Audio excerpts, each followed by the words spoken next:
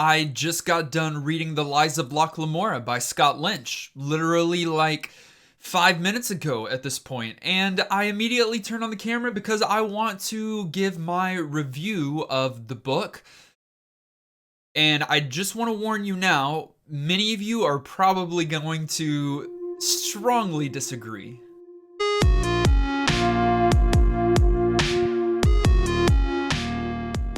All right, first things first, we want to deal with the story, the plot. I want to give you a little bit of a synopsis of what this book, The Lies of Locke Lamora, is all about.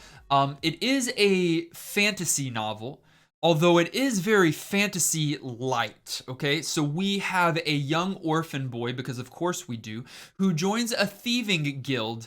I don't know about as much of a guild as a gang, and he's very young, and him and his crew pull out this elaborate heist. Very basically, that's the story. Now, there's, of course, so much more to it than that. Some people have compared it to saying it's Ocean's 11 set in a fantasy world that Quentin Tarantino told the story of. And I get that. It's grim dark. A lot of people describe it as that. And this is, I've only just now gotten into the whole realm of grim dark where, things aren't that pretty, and sometimes your protagonists are not the best kinds of people. And you get that in some stories, but like here, our main character, Locke Lamora, is a thief, and he's a bad guy. He's stealing, and he's not stealing like some thieves do in literature or in movies or in whatever. He's not stealing to give to the poor, and he's not stealing even necessarily to teach a lesson. They're also not even stealing just because he wants the money or the things that he steals. Locke and his crew are stealing really for two purposes. One, to counteract the corruption within the city of Kamor where they are, but more than that, in this world there are 12 gods or deities. The 13th, the unknown or unnamed god, is the one that Locke and his crew worship or follow, and it is the god of thieving. As with most stories similar to this, our character and his crew gets in a lot deeper than they had originally intended, and things go bad for them. There are a number of bad guys or adversaries that Locke and his team have to come against.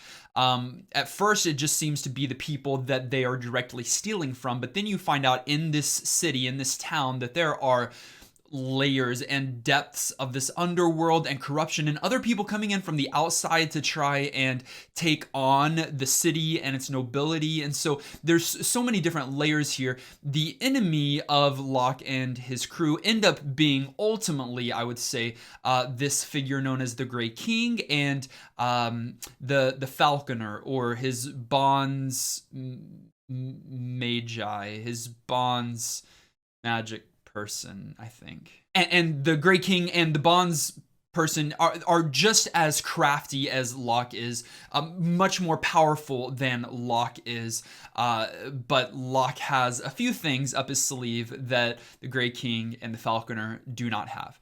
All right, that out of the way, let me just say that The Lies of Locke Lamora sounded like a book that I would absolutely love. I was excited about it. I had many other readers of fantasy suggest this book to me, people that don't know me, and then people that do and know that I like this kind of like heist, crafty, that kind of world. I'm all about that kind of story. However, this did not live up to my expectations. There's many reasons why. We can include the lack of magic. There's really only one character maybe in the entire story that knows or is able to use magic, and it's not even one of our main cast of characters. It's one of the baddies. I could even talk about how slow the book is, and it is extremely slow.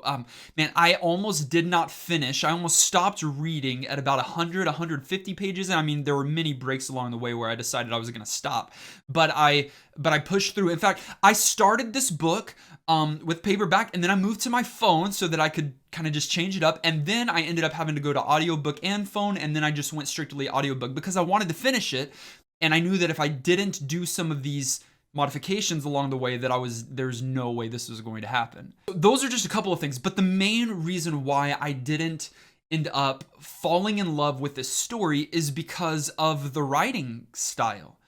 And in that, the way that Scott Lynch handles world building, that's primarily what slowed the book down, what chopped it up into pieces that went together but had these dividing. He has these interludes. This is another example. He has these interludes throughout. Some of them give us a little bit more reason why maybe Locke is the way that he is, or his crew are the way that they are. But others seem to have little to no purpose. And some are just trying to build out this elaborate world even more. And I respect Lynch and his world building. World building is a great thing and is a thing that you definitely need to do in fantasy literature. The problem here is that I felt like from the very beginning all the way till the end that Scott Lynch had something to prove. That he's trying to show off, that he's trying to say, man, look how fully realized of a world I've created.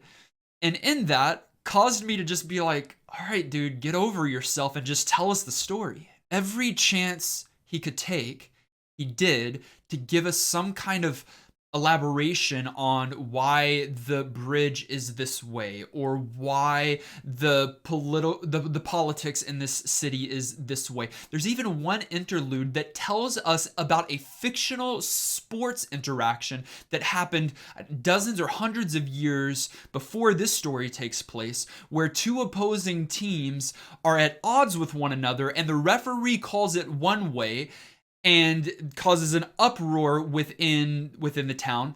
He gets cast out, comes back like 20 years later thinking that everything's smoothed over, and the first thing that happens to that guy is he's stabbed to death. That was an interlude in this story just to show us why people in this city are so vengeful. It's times like this where I'm like, I just want the story to be told. Here's where I end up at the end. The story is good. I even enjoyed the characters. I read that some people that didn't like this book said that they couldn't connect to the characters. I did. I loved the character. I loved the friendship that was developed between Locke and Jean, the two kind of like protagonists, or they're in the thieving crew together. It's a friendship that is formed there. I really, really like that. A male friendship. You don't get that often in some of these fantasy books. So that was really cool to see. I also liked Father Chains, who was kind of the leader of this thieving crew for a little bit. I also liked some of the bad guys, the Grey King and the Falconer, the Bonds Mage, by the way. I liked the characters. I can even respect that there is a world that's fully fleshed out in Scott's head, in Scott Lynch's head, but he doesn't have to tell us every single detail of it, especially the details that don't necessarily matter to the story.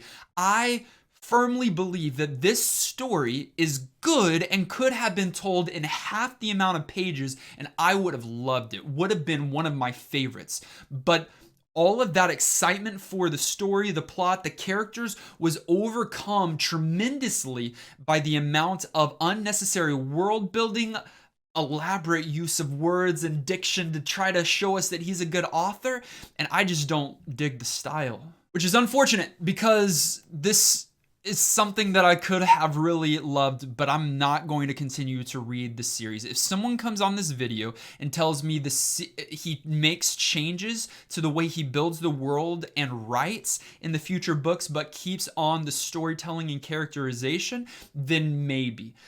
But I doubt it. In fact, most authors only get longer with their writing and page numbers as the books continue in a series. This, I believe, is Lynch's debut novel, which, hey, congratulations, and you are great. I just wish you would tweak some things if I were going to read you. But listen, Lynch, buddy, I know you're watching this. Don't listen to me. People love this book, and I'm glad that they do. It's just not for me. And I think there is going to be a divided audience here. There are going to be people that are hardcore about this book, and there are going to be people that do not finish it and stop reading it within 100 pages. I was one of those, but I said I need to find out what people see in the story, and I continued to read. I'm glad that I did. I'm glad that I finished it. The story is good. Make a show about it. Make a movie about it. That's going to be excellent. But man, oh man, did I not really enjoy reading it. There is my relatively spoiler-free review of The Lies of Locke Lamora, the first book in the Gentleman Bastard series. Man, I love so much of it. I just wish it wasn't a chore to read. If you liked this video, even if you disagreed with my kind of final summation, please click the like button, and if you like this content, you can join the Dragon Army by clicking the subscribe button. And then leave some comments below. Would love to know, for those of you that agreed with me on this book and you didn't really fancy it, or if you just find yourself in the opposite camp. I would love to know what you think about the writing and the world building. Did it really speak to you? Or did you just kind of get through it so you could get to the meat of the story, which is what I did. Thank you for watching this video. Thank you for supporting the Dragon Army, and we'll see you in the next one.